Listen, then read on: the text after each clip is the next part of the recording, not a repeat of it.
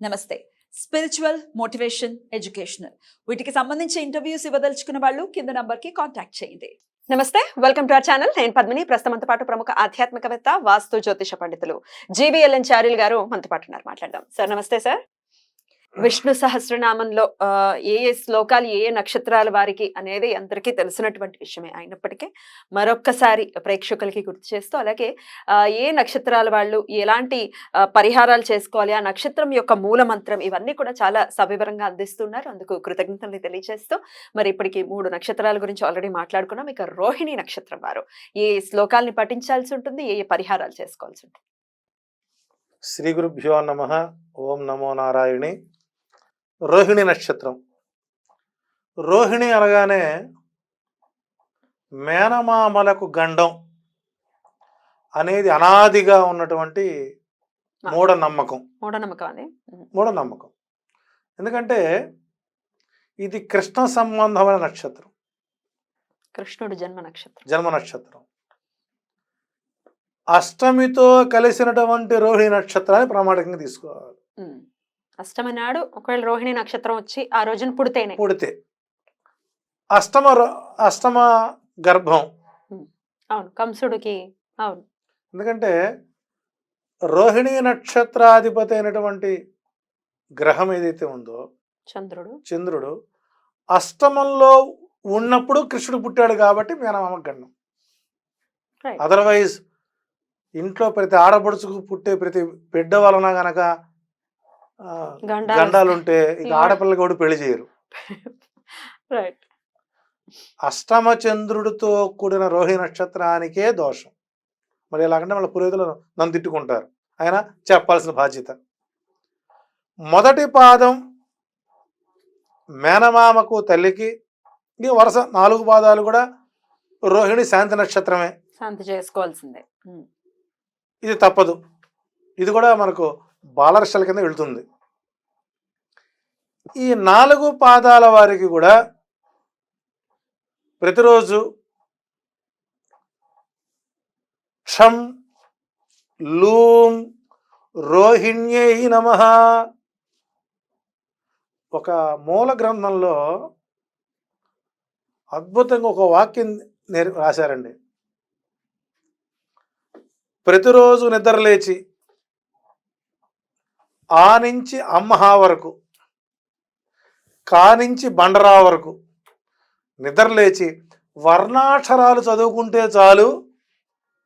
అ ఇ ఈ ఉ ఊ రు రు ఏ ఏ ఐ ఓ ఓ ఔ అమ్మహ లూలు అంటే ఈ 56 అక్షరాలని రోజు పఠిస్తే చాలు, అన్ని బీజాక్షరాలు చదివినంత ఫలితం వస్తుంది అన్నారు. అంటే రోహిణి వాళ్ళకి చంద్ర సంబంధ నక్షత్రం కాబట్టి 4 పాదాల వారికి మానసిక అస్థిరత్వం ఒకటి, మూర్ఖత్వం ఒకటి, పట్టుదల. ఇంకో రహస్యం కూడా ఉంది. శకుని యొక్క నక్షత్రం కూడా రోహిణి నక్షత్రం. అందుకే శకుని మామ అంటారు. కాబట్టి ఇక్కడ ఈ క్షం లూం రోహిణ్యే నమః అనే మంత్రాన్ని 11 సార్లు పఠించుకోవడం ఉత్తమం. రోహిణి నక్షత్రం వారు శ్రీకృష్ణారాధన చేయడం అనేటువంటిది మంచిది. నిజంగా భాగవతంలో ఒక ఘట్టం ఇస్తాడు. శ్రీకృష్ణుడికి ఒక బ్రాహ్మణుడు ఒక స్నేహితుడు ఉన్నాడు, కుచేలుడు. ఇంకో ఆయన కూడా ఉన్నాడు. ఇంకొక ఆయన నందకుడు అనే హోతను బ్రాహ్మడు ఉన్నాడు. నందకుడు. ఇక్కడ శ్రీకృష్ణుడు చాలా తెలివిగా కుచేలుడు యొక్క అటుకులు తీసుకున్నట్టు చెప్పారు, కానీ కుచేలుడు తనకు ఏ ఆతిథ్యం ఇచ్చాడో మనకు ఎక్కడ ఇవ్వలేదు. అది మనకు ఈ రోజున చూసుకున్నట్లయితే రోహిణి నక్షత్రం ప్రతి 27 రోజులకు ఒకసారి వస్తుంది. ఈ 27 రోజులకు ఒక్కసారి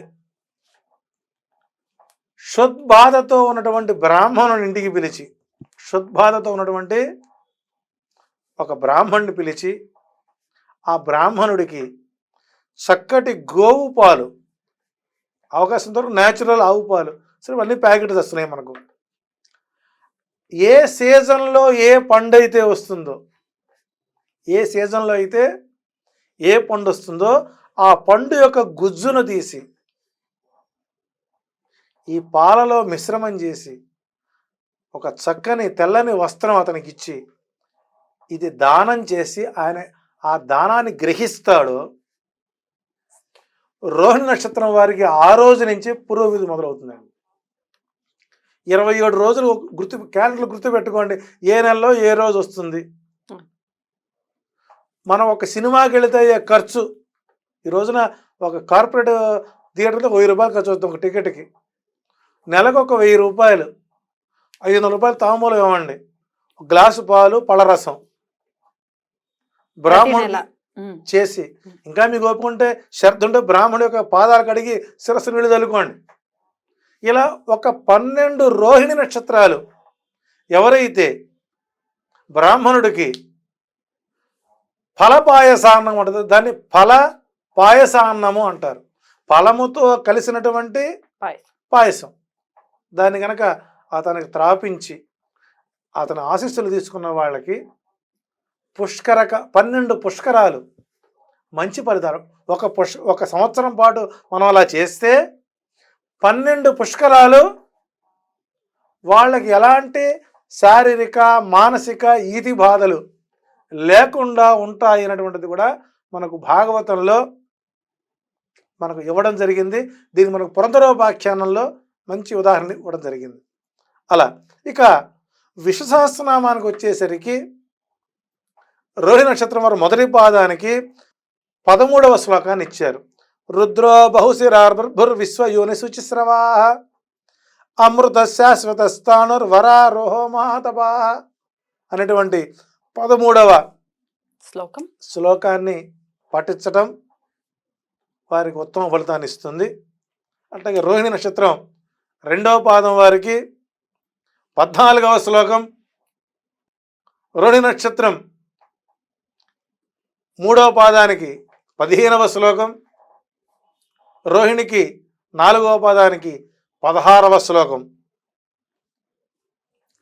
ఇవి చేసుకుంటూ దానం ఎలా ఉండాలంటే అనుభవించేది ఆఘ్రాణించేదిగా ఉంటేనే ఆ దాన ఫలితం వస్తుంది. కాబట్టి మీకోసం, మీ పురోభివృద్ధి కోసం, ఒక పుష్కరకాల మీరు ప్రశాంతంగా ఉండడం కోసం రోహిణి నక్షత్రం వారు ఫలపాయసాన్నాన్ని బ్రాహ్మణుడు దానం చేసుకుంటూ ఈ 4 శ్లోకాలు పారాయణ చేసుకోవడం ద్వారా మీకు మంచి ఫలితాలు వస్తాయని నారదుడు రోహిణి నక్షత్రం వారికి విష్ణు సహస్రనామంలో ఈ 4 శ్లోకాలని కేటాయించాడు. కాబట్టి ప్రయత్నం చేయండి, ఫలితాన్ని పొందండి. రైట్ అండి, థ్యాంక్ యూ సో మచ్. నమస్తే.